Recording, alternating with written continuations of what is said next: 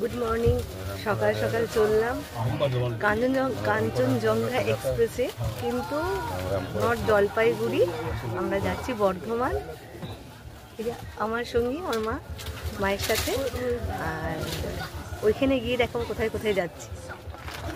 মানে এসে 108 শিব মন্দির দেখাটা হলো না, কারণ এখানে এসে দেখলাম যে 9:35 কাটোয়া লোকাল আছে। অ্যাকচুয়ালি আমরা সতীপীঠে যাব বলেই দিলাম, সতীপীঠে যাবো, বাহুলা সতীপীঠ।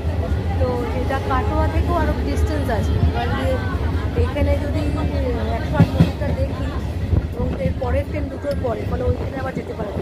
তাই দেখা যাক কী হয়। বাহুলা সতীপীঠ যাচ্ছে, এটা বাইরের দৃশ্য।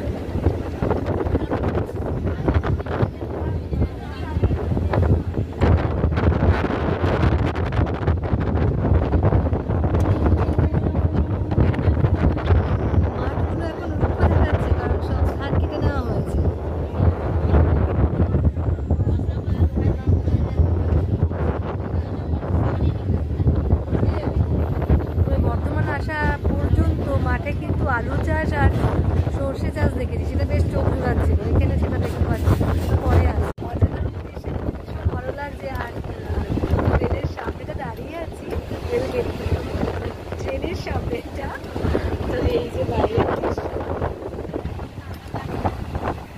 ব্যাপারটা হচ্ছে যে গন্তব্যস্থল তো জানি, ডেস্টিনেশনটা তো জানি যে ওখানে যেতে হবে, তবে এই জার্নিটা সুখকর হলে ভালো লাগে। আর রাস্তার দৃশ্য, এই যে দেখতে আগে বলেছিলাম সবুজ নেই, তবে এখানে সব রোয়া চলছে, যে মনে দেখা যাচ্ছে এই যে সামনে সর্ষে গাছ লাগানো হয়েছে, ওপাশেও রয়েছে।